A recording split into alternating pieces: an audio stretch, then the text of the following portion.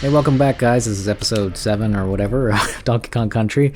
We are getting close to the end now, and moving along more briskly now that I've discovered how to cheat nice and proper. So, I've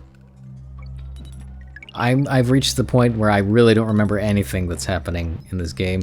So, we're just really taking in the sights of kind of how the mechanics were not very friendly at all. There's a lot of stuff that it's just kind of cheap. There's the lights on and off, and this whole platform thing, I don't remember.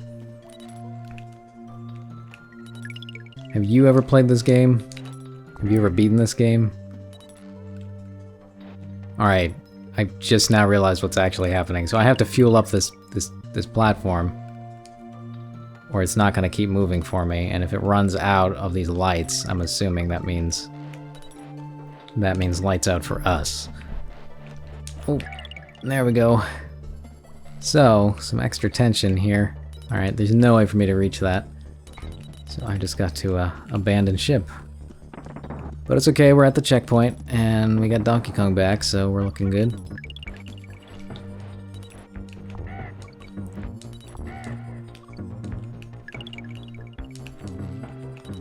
Alright, I think I got the rhythm here.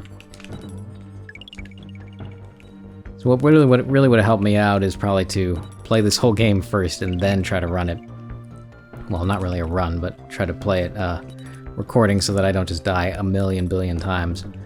But then you wouldn't get to watch me struggle, and that probably wouldn't be any fun for you. I wonder if I was supposed to have put the tire onto this thing and just kept it with me, but I don't think that's the case.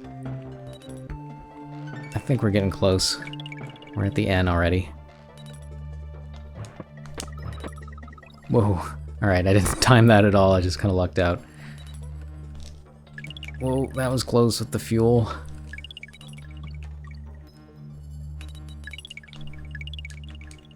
Alright, I'm definitely doing better with my platforming and jumping and timing and stuff, so I'm improving, if ever so slowly.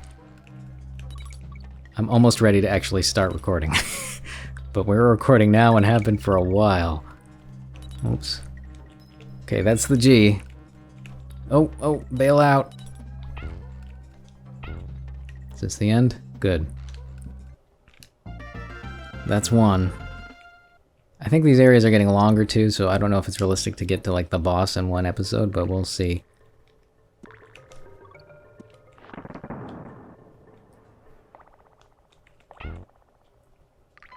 I was thinking about this trip to the dentist that I had a while back. I think I told this story in a now debunked episode that I couldn't keep. The rhino, I haven't had the rhino in this whole game. But there was a time a few years back when I... Oh, see, I'm already dying. The second I try to tell the story, that's what that's what kills me. A few years back I was trying to find a dentist.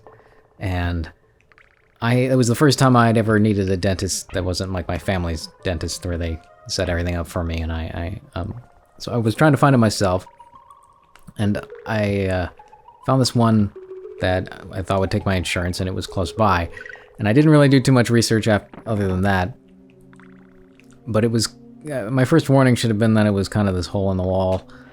There was like a dollar store, and like one of the strip malls. There was like a dollar store and a grocery store and a few other little things, and then there's this tiny little dentist office there. And when I went in for the cleaning,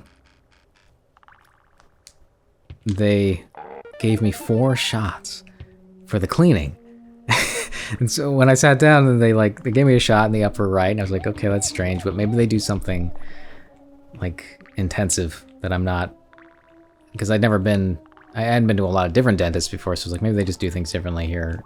There's something more intensive about the way they clean that could be painful. Like maybe they use a water pick that's like really intense, or maybe they just planned a drill, I don't know. So they gave me the shot, and I was like, alright.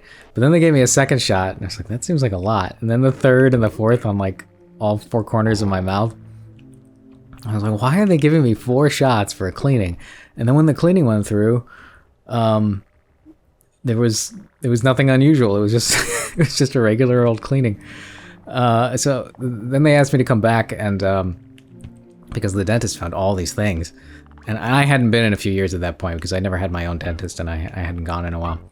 So it's like, all right, I can believe that there's some things. But he was like, oh, we found like, you know, double digits worth of stuff to like drill and replace. We want to replace your old fillings and we want to do some other little things that we see. And I was like, all right, fine, just do it.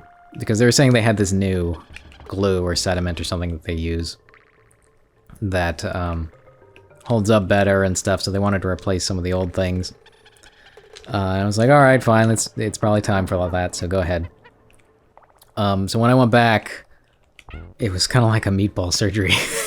At least it felt that way a little bit. Just, I went in and they had this, I don't know, they had this new, like, I don't know if he was new, but it felt like he was new, dental assistant that did not understand the concept of patient comfort care in terms of he would put the utensils and the tools and stuff in my mouth till I think he was eager to make sure that he was where the dentist needed him to be, but he was not paying attention to like where my teeth were and where my lips were. So he was constantly jamming my lips against my teeth with like the vacuum and the, you know, the water pick and all the different utensils.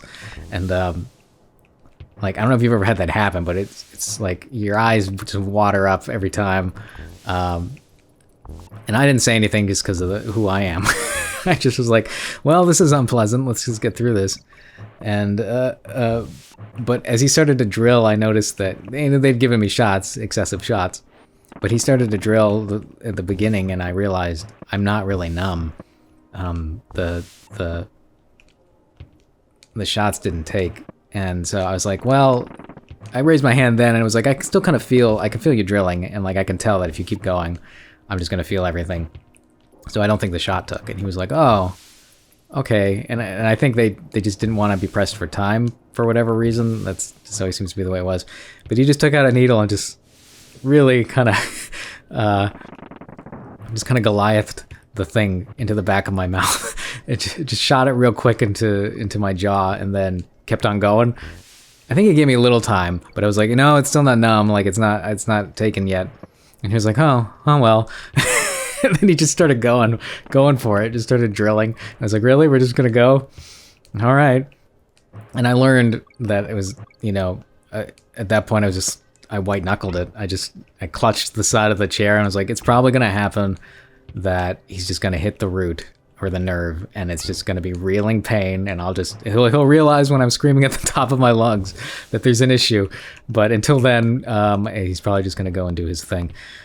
So I just white knuckled it and waited. And it did hover around the 20 to 30% mark where I felt it like getting close. But it never actually got to like extreme pain. But the anxiety of just sitting there being drilled and waiting for it was pretty unpleasant. But the best part was that he invited me to come back for a second session because I had 2 appointments basically. And there we go. And so I was like, should I come back to this guy and endure this again? It'd probably just be tortured. But I was like, you know, I got all these x-rays from him and he's done half the work and you know, my insurance covers him and I went through all this to get here. And if I were to go to someplace else, I'd have to transfer that paperwork and I'd have to tell him like, oh, I want to go to somebody else and have them finish the work, which would have been awkward. And it would have been a big thing. And I was like, I better just finish this and then I won't come back to this dentist anymore. So I went to the second appointment and it was more of the same. It was about what you'd expect. And all my friends were like, don't go back to this guy. He's going to kill you. And I was like, well, you know that I'm going. So if I don't come back, just tell my family what happened to me. And, oh no, we've died. We're going to allow it this time. But in the end, I never actually did get a different dentist because I went back to him again for... That was the other thing. He scheduled me for a cleaning. Normally, at least all growing up for me, a cleaning was about once every 6 months. Unless like you had serious dental issues and had to go more often than that. But he was like, we'll come back in 3 months for your cleaning. And I was like, 3 months? Shouldn't it be 6? He was like, no, we do it 3 here. And in retrospect, I think I've realized that what they were trying to do was rack up the bill as high as they could. Because my insurance covers it. So I didn't have to pay for it really myself. And though I don't think I even had a copay. But But all the shots, I think they could charge for every shot they gave. So it's like, even though it's technically within the parameters of some kind of logic to give somebody a shot in every area of their mouth before cleaning, I don't think it's necessary at all. I think they just did it to rack up their bill, basically, and then invite you back in 3 months to do more cleanings, and then like want to replace all your cavities, and we found all these extra things that we could do. And but he was very intelligent and attentive and very confident and knew what he was doing. It's just that he wanted to do a lot, I think, to get as much bang for his buck as he could. And so I went back for the cleaning. I went back for the cleaning because I was like, it's just a cleaning. They're gonna drill me more. I probably say no thanks. But if they're just gonna clean me, I'll tell them don't give me any shots. It's all right, and I'll just get a cleaning. And I don't think they did give me shots the second time I went back, but I'm not sure. And then after that, I moved away from that area, so it wasn't even a... Oh, kind of no way to avoid that. It wasn't even an issue so much anymore. But that was... I learned a lesson about shopping for dentists at that time. But it was more just that they were so inattentive to to me being comfortable as a patient. It was just like, you're going to endure all these things, and I assumed that it was some intern who was just learning about the tools and stuff that was working on my mouth and caused all those problems. But... And I'm not the type, for whatever reason, to like complain about those things or to really make much of a fuss, but I know some Marines who who might have gotten a little bit queasy trying to go through that. Alright, where are we at? So just keep in mind when you shop for your own dentist. But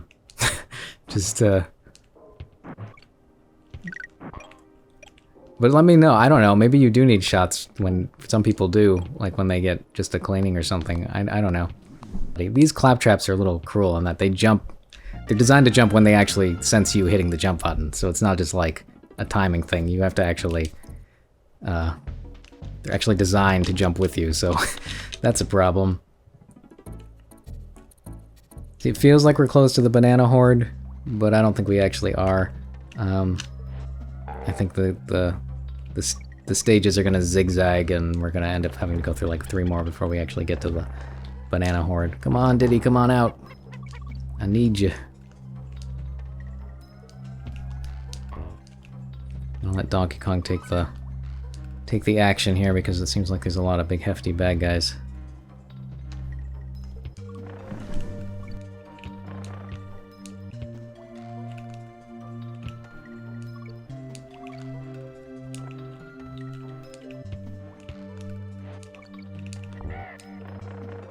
So what was your worst experience at the dentist?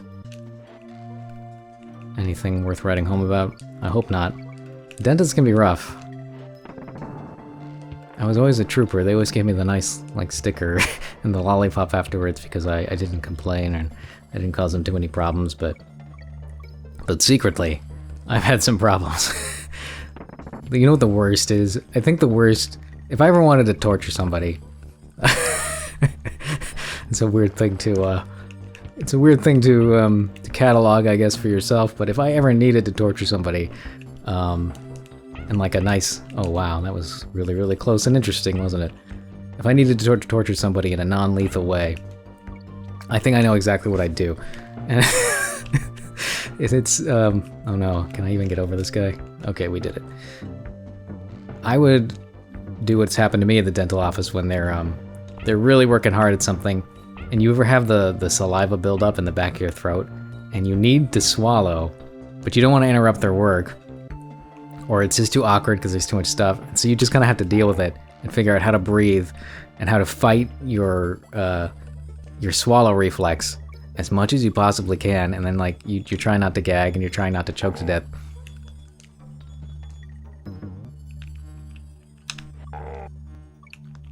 The other way that I would torture someone is to force them to watch this gameplay unedited, so they could see exactly how much I suffer and struggle trying to do these kind of absolutely ludicrous requests that the game is making. Oh no, oh no, oh no. And the exit. That's it, just a bunch of terror and then the exit.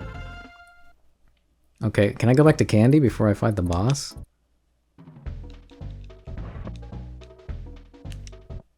Alright, it claims 35%, but we gotta be way closer than that. Alright, we've made it to another boss. We got Necky's Revenge, so here comes the bird. I knew the bird would come back. And this time he's serious, I guess. He's purple. A little, it's probably some necrotism or whatever coming on because we killed him last time and he's come back from the dead.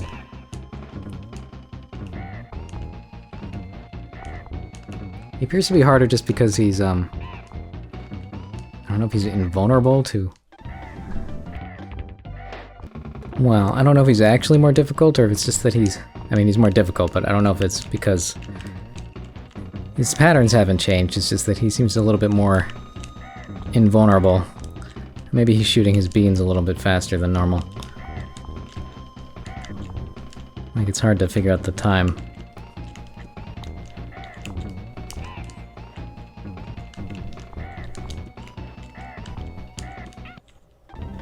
Yeah, pretty hard to avoid. Alright, we got him this time. Third time's the charm. Third thousand time is the charm.